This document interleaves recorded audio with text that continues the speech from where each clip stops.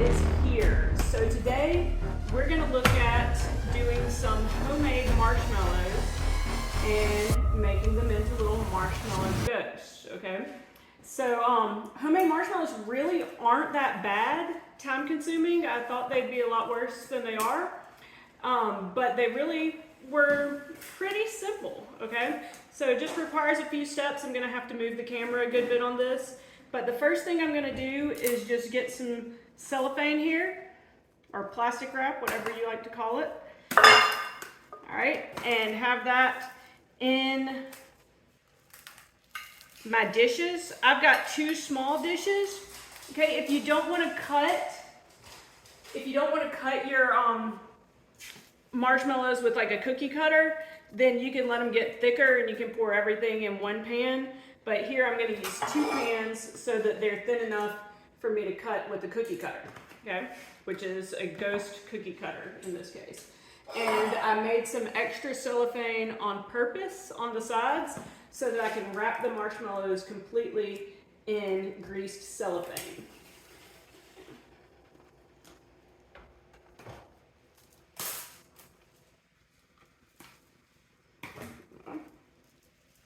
So here are my marshmallow pans ready to go. And I'm gonna wait a little bit. I'm not gonna spray them right away, but before I put anything in here, I'll go ahead and spray them. There's no harm.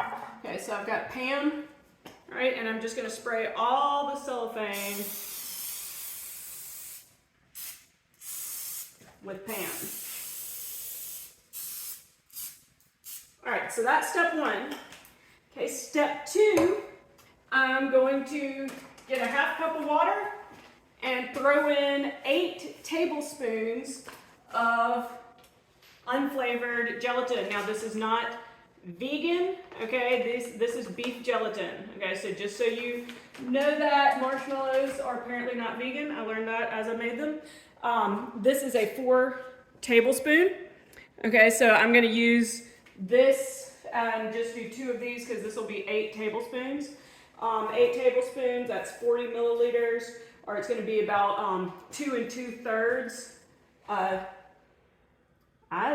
This is 4 teaspoons, excuse me. 8 teaspoons, 2 2/3 tablespoons are 40 milliliters. Okay, that's what the recipe is calling for. I pulled out the right thing, just said the wrong thing for you. Okay, so first thing I'm gonna do is come over here to my stand mixer.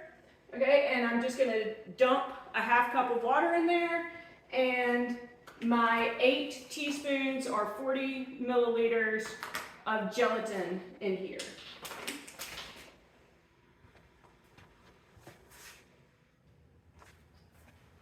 Okay, so we have a ½ cup of water going in there.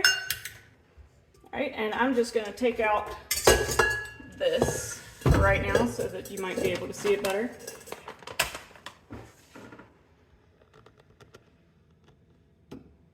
All right, and I've just got a ½ cup of water in there, and now I'm gonna go with my 8 teaspoons or my 40 milliliters of gelatin, and it doesn't have to be quite, it can be a little less than that, right? And I'm just sprinkling that on the water.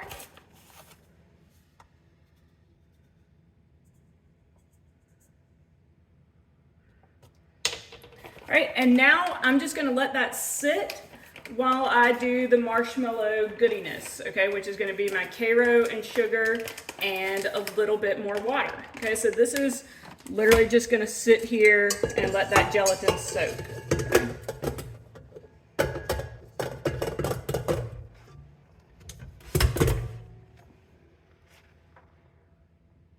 Okay, while that gelatin is soaking, I'm gonna take another ½ cup of water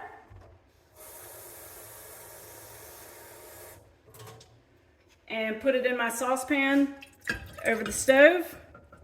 So I have a ½ cup of water, and then I want a 2/3 cup of corn syrup. Okay, I like to use Karo.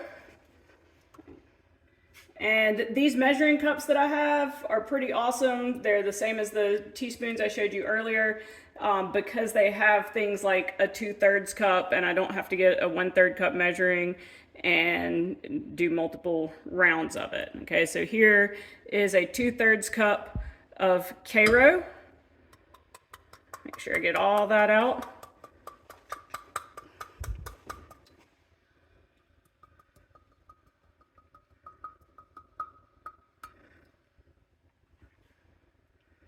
All right, and just for anything stuck there, a little squeeze. Okay. All right, and I'm gonna need a spatula. I've got to move you for a second, sorry. Get to my spatulas, I'll go ahead and get a couple out here.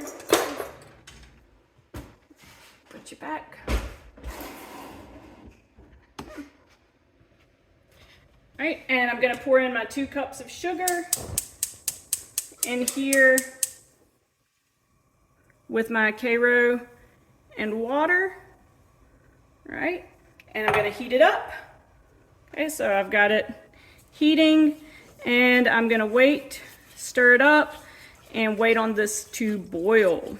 Okay, and once this Karo syrup mixture boils, and I'm talking about a rolling boil or a hard boil, okay, once it starts to boil, I'm gonna let it boil for 1 minute. Then I'm gonna throw it in with my gelatin and water, and I'm gonna mix that all together. I'm gonna put a little salt and a little vanilla and a little bourbon in there as well, okay? And my recipes, whenever something calls for vanilla, usually vanilla and bourbon are pretty interchangeable, and so sometimes I just like to use a little bit of both. In this case, that gelatin actually can have a little powerful smell, and so I used bourbon in addition to the vanilla just to help cut that smell a little bit. But don't worry if you're smelling that, it will not taste like that in your marshmallows, okay?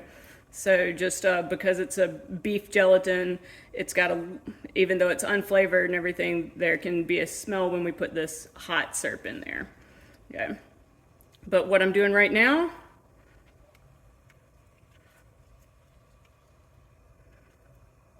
is just getting that together, and now we wait. We wait for this to boil, and then we're gonna do a minute timer while that boils.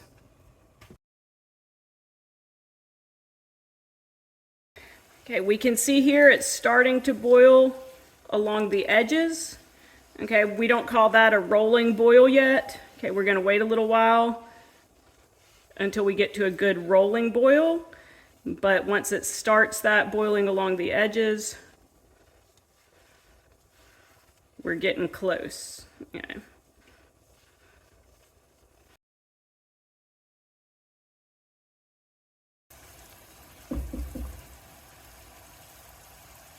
Right, and it's still mostly along the sides, but we're starting to see some bubbles coming up in the center, so we're real close to that rolling boil now. Okay, and here's the point where I'm going to start timing for a minute. Okay, so here's where I'm going to start my minute timer.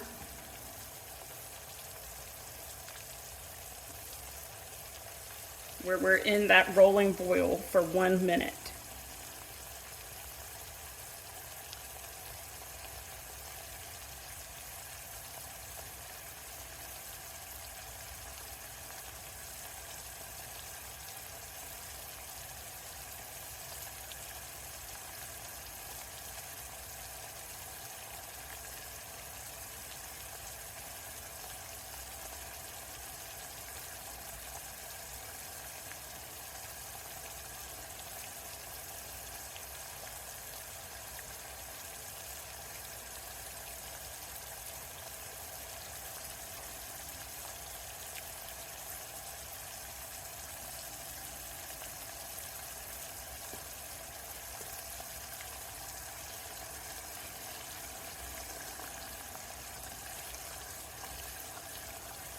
All right, so we've hit that minute. Gonna turn that heat off, right? And now we're gonna pour this hot sugar mixture into our gelatin. All All right, careful not to touch this hot pan. While we've got the whisk attachment going, I'm pouring in the hot sugar.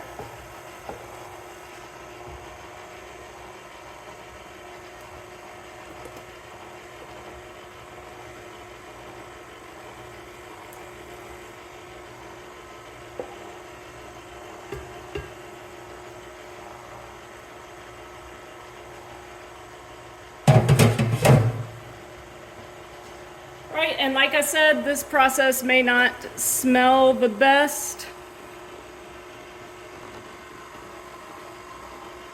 Right, but it'll be okay. All right, while I do this, I'm going to take a pinch of salt, maybe 2 pinches. All right,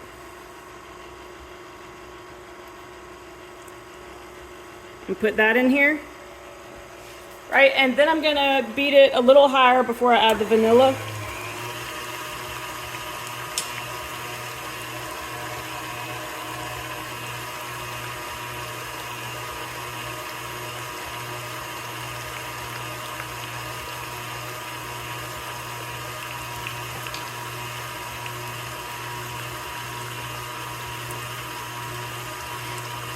And what we're going to do here is we're going to beat this until we get a stiff marshmallow mixture here, okay?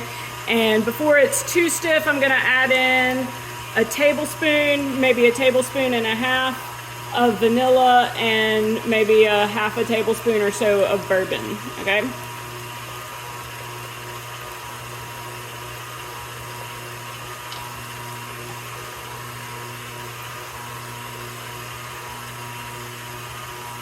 All right, so here's my vanilla. And that's 1 tablespoon.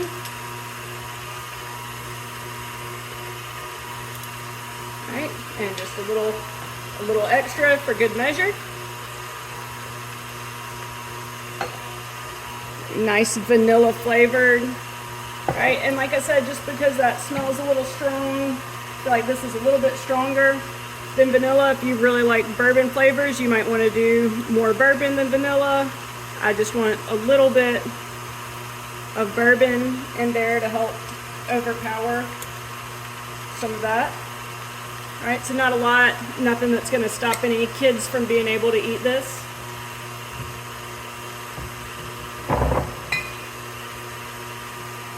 right, and once again, now we wait, right, until the stiff peaks form here.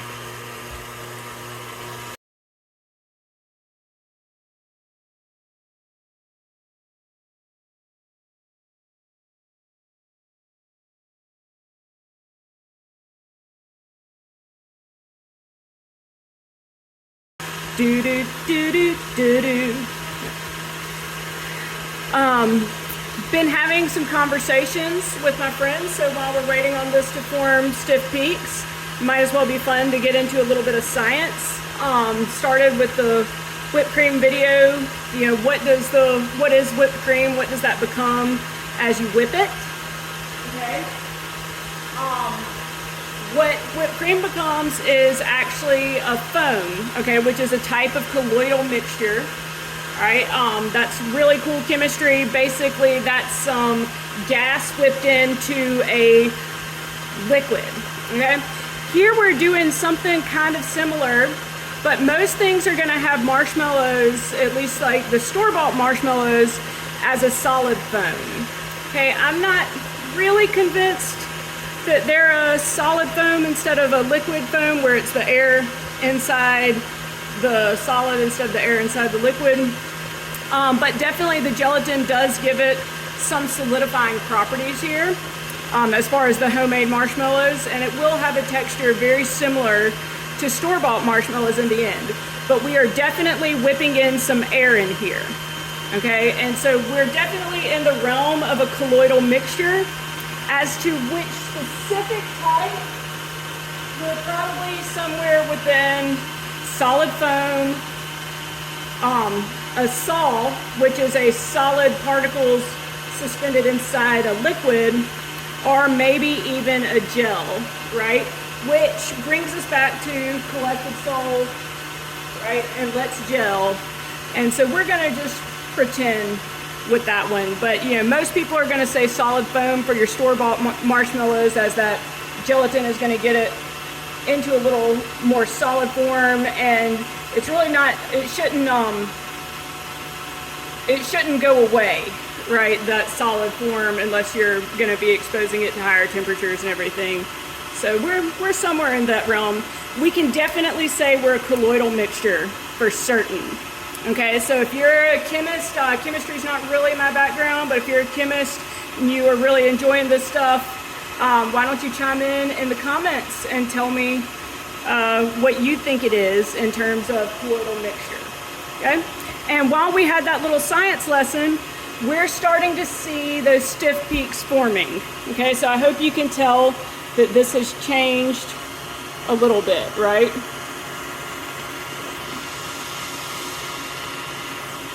All right, so I'm gonna keep on beating it a little bit more, right? But I will show what it looks like. It basically looks like marshmallow fluff that you buy for your sundaes right now, right? So that's kind of what it looks like. As far as I know, we don't have any eggs in it. There are some recipes that call for eggs and everything. We don't have any eggs in it, and so I think everything in there is safe to consume as is. So if you wanted to dump this on a sundae right here, I would say go for it, right? But let's just make sure we are well beaten.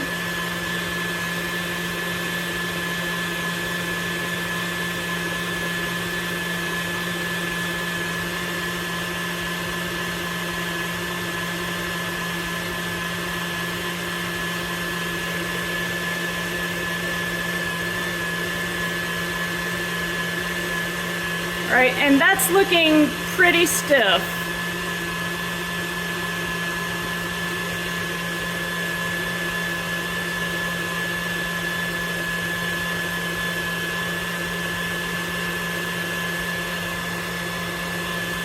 I think I am going to say that's good, right? And let that drip out some. You can see how that's that texture that it's moving, right? And reset up my camera.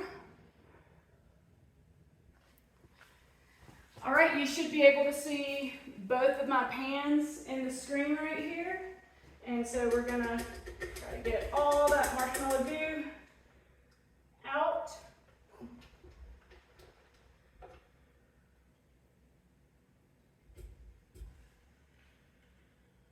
Right. And again, you can use one pan for thicker marshmallows. Make sure you've got it sprayed with Pam or some other grease, right? Told you. Right. And since I want mine kind of thin enough to use a cookie cutter on them, I'm going to be using two different pans here to keep kind of a thin marshmallow. Right, and so there's one pan. I'm going to try to split them evenly. I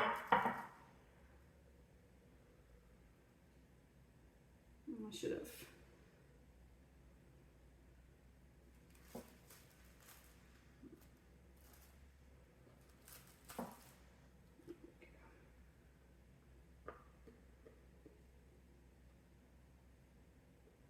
And I love these spatulas. I love that they're all one piece instead of just having like a head that dirty things can get up under it. So I will link for you to the spatula, to the vanilla, and to the gelatin for sure. If y'all want to look for that, if you're looking to buy that.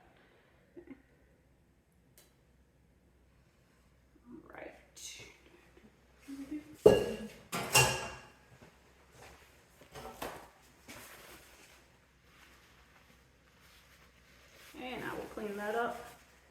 All right.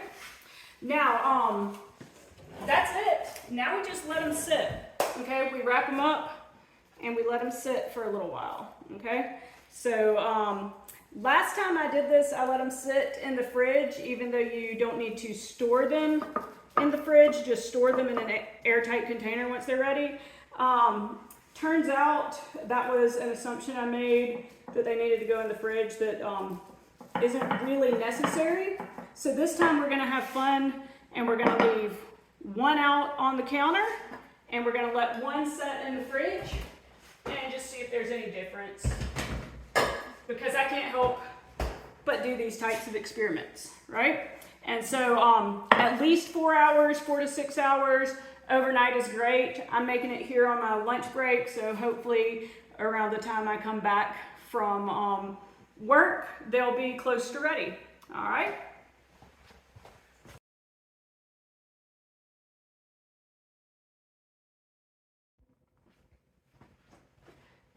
Okay, so they've been setting for about 4 hours right now, and what we can see, okay, so here's the one that was left out, room temperature, and it is still pretty soft, okay?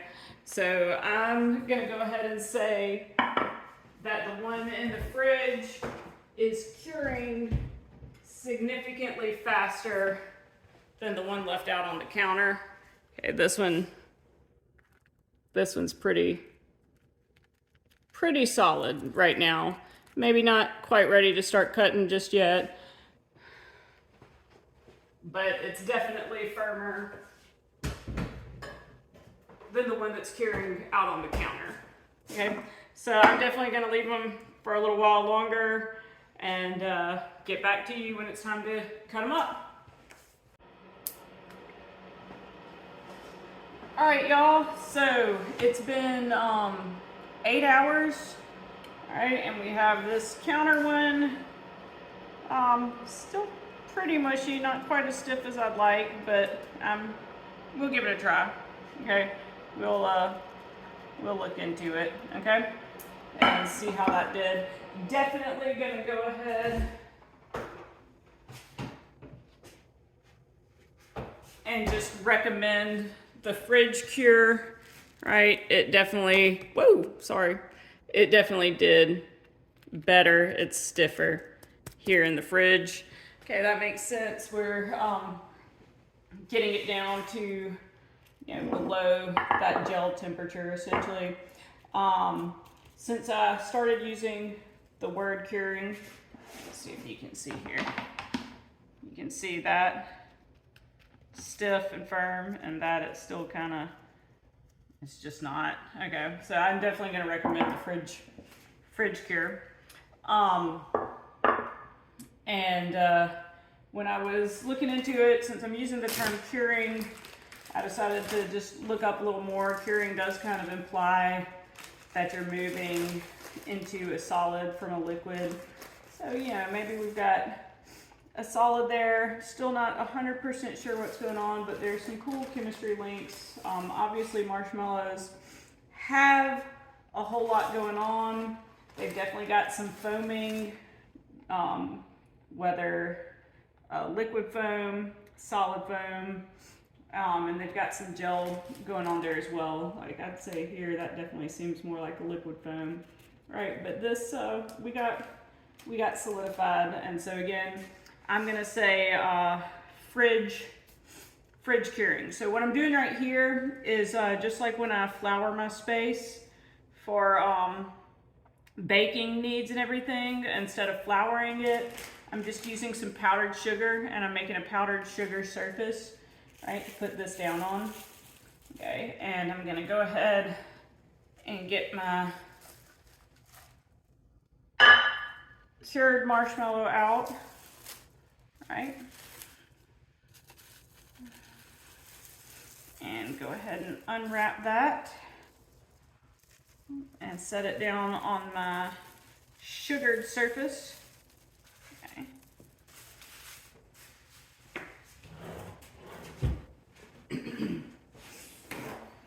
Gonna go ahead and sugar the top side too. Of course, before doing this, made sure to wash my hands and dry them good. So I've got good, clean, dry hands here. Okay.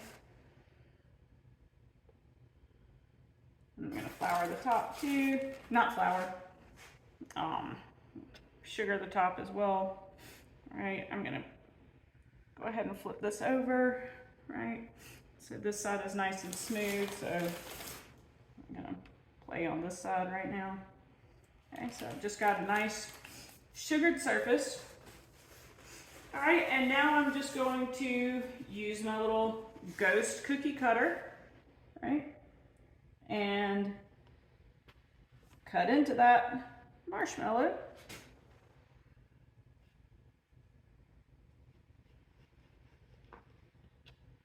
All right. And I'm gonna have all these awesome little marshmallow pieces left over that don't fit the ghost as well, right? And I'm still gonna save these, right? These are perfect for like hot chocolate marshmallows and everything. So you can kind of see the texture that we've got going on here with this marshmallow. It actually tastes quite good. Yeah. Okay, so I have my cookie cutter ghost. I kind of coax it out of there. But here's my ghost. All right, I'm not gonna finish this whole thing on video because I don't want it to take absolutely forever. But I'm gonna go ahead and take out the ghost. All right, and I'll just keep cookie cutting the ghost out of this marshmallow. And like I said, I'll save the non-ghost pieces as well. And those will be great, just regular marshmallows. They'll be ugly, but whatever. Okay, I'm gonna give myself a little smooth surface there on that ghosty. And you can use some decorating gel, okay, to put some eyes or whatever on there. I'm going to use a pin here. It comes from this, right? Okay. I'm gonna use an edible pin. Why? Because I'm a terrible decorator. Okay, I just am. I'm a really bad decorator, and I know it, right? And I'm just gonna do the best I can here with this edible marker, right? And those of you that are more creative, you can do a lot more, but I'm just gonna try to make some eyes, right? And I can either make a sweet little happy ghost smiling, right? That's kind of cute, right? I like the cute ghost, but you know, I could also close that and make a little, ooh, right? See, he's still kind of smiling with an open mouth, right? And so that's it. Yeah, that's basically the extent of decorating that I'm capable of doing. I'm not a good decorator. I keep trying to be. I wish I could be, but I'm not. So these little edible markers, or edible ink markers, are actually a lot easier for me than this gel, because I was getting the gel all over the place trying to go with it. Okay, so here's our little ghosty, little cute one. Okay, and some of the things you can do with these, I mean, it's a marshmallow, so whatever you do with marshmallows, okay? And I'm just putting it in the powdered sugar to help it keep, right? And I'm gonna store this along with others in an airtight container. All right, I have actually gone through the incredible challenge of testing these marshmallows, the other batch I made earlier out, in both roasting for s'mores and in hot chocolate. And I gotta say, the s'mores, they melt quick, okay, in both circumstances. So they're a little bit quicker to melt than say your store-bought marshmallows. But some people will really like that. They'll, you know, be good and gooey. but they don't need long on the fire at all, okay? They didn't need very long on the fire, and they melted a lot. The downside of that was like marshmallow dripped out, and then I stepped in it and I got marshmallow on my shoes, and yeah, I'm gonna have to clean that up still, right? But hot chocolate, I gotta say, I think these are like the best hot chocolate marshmallows because of their melting properties, okay? So I'm really happy with that. And this is representative of the ones that I'm talking about. Like I said, I didn't do the counter cure last time, and honestly, I'm not gonna do it again because that doesn't look great, but we're gonna see. We're gonna see what it looks like. So instead of cutting up this one all the way, right, we've already dug into that, just so that you can see what the counter cure ended up doing and looking like. We'll look at it together. It's definitely softer, right, definitely a good bit softer than the fridge cure. So I guess this might be a preference thing. We'll see how it does.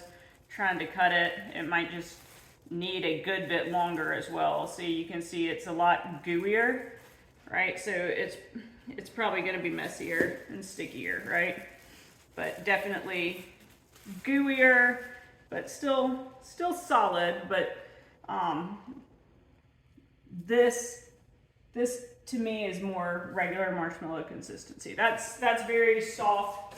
Got a little bit of a wetness to it. I mean, that's from the pan, I'm sure, but definitely gooier on the surface and stickier on the surface. So that might be your preference. If that's your preference, then the counter cure is for you. If you've got gobs and gobs of time, counter cure. If you, and a lot of people say uncovered, so that's something you could experiment with and try.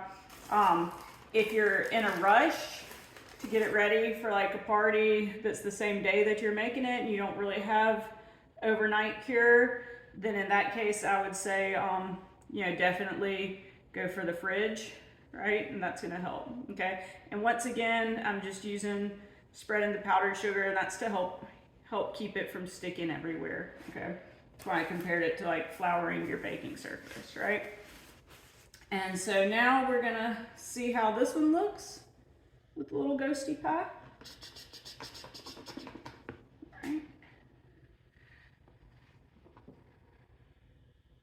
And I'll let you know if there's a very noticeable difference in taste to me, but we'll still take a close look at the marshmallow pieces. This is the counter cure, okay, marshmallow.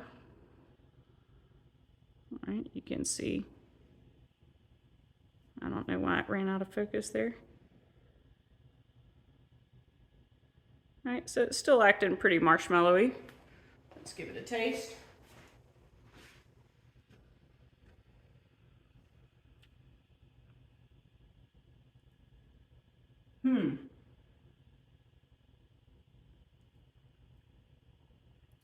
I think I might like this texture a little bit better. So that might be a good argument for the counter cure. Right, that texture is pretty good. All right. All right, so once again, we got us another ghosty. Yay, ghosty. And I will try to use this little decorating gel. It's probably gonna be ugly, but just to kind of show you the difference. The other thing that the decorating gel is gonna do that the paint doesn't do is the decorating gel is gonna sit on top of the marshmallow, right, like that, instead of necessarily being flush or absorbed by the marshmallow. And so basically what that means is it's gonna be more likely to get on stuff, right? But I can still make it look kind of cute, but you see that's like a bead on top of the marshmallow. Of course, you could always use like chocolate chips. To do chocolate chips, you might have to put them on like kind of before it cures, or use some sort of icing or something like that to attach the chocolate chips. I have tried to just stick the chocolate chips in this marshmallow component, and that didn't go well enough. Okay, so just keep that in mind. You do have to you can get creative with this. Some things you can do in addition to like s'mores, you could make some cupcakes and top them with the Marshmallow Man, you know, with the little ghost and stuff like that if you're making a little cute Halloween party. Once again, I put just the tiniest bit of bourbon in there. If it's all kids, yeah, maybe you don't want to do that. I certainly didn't put enough to put any harm to anybody in there, but that's just something to be aware of. And I did that again because it kind of smelled strong, and I haven't really been working on this recipe long enough to have tweaked it very much. I wanted to get it out to you by Halloween so that y'all could use it for your cupcakes and kids things, stuff like that, because it is a pretty simple recipe. But you know, you can use all vanilla if you want. I think vanilla has a slight bit of, some of it does. Some vanilla has some alcohol content in it. This one's not telling me if it does. But you know, I've had some that were like, I want to say like 10 to 20 proof or so, I think. Yeah, so you know, bourbon's more than that, but it had like half a table or a quarter tablespoon in there. So I'm not in the whole batch for all of these marshmallows, so I'm not super concerned about that, right? Okay, and so here's my little happy ghost. Uh-oh, you're supposed to be happy. Happy ghost, okay? And so I know y'all are some creative people. I know y'all have got some cool ideas that you're gonna do with these marshmallow ghosts. I would love to see them in the comments if y'all want to show me the cool things you made with the marshmallow ghost. And like I said, they're actually going to be excellent in hot chocolate. And then let's see. Of course, you know, I'm doing this just for Halloween fun and everything as we're nearing that. But you could make like you could do just regular, you could make it a little thicker and do regular just cube slices, and you know, have a little Frozen thing with the guy from Frozen that does the ice stuff, right? That with the one with the moose.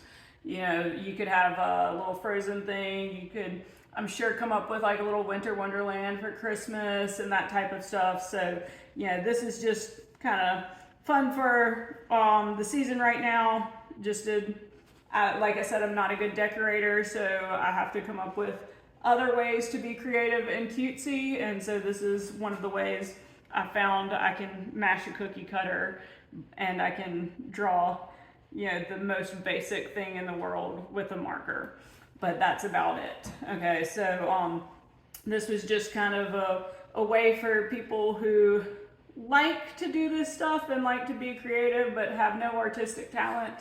You know, this is for you, okay? All right, well, I'll see you next time. I hope you enjoyed.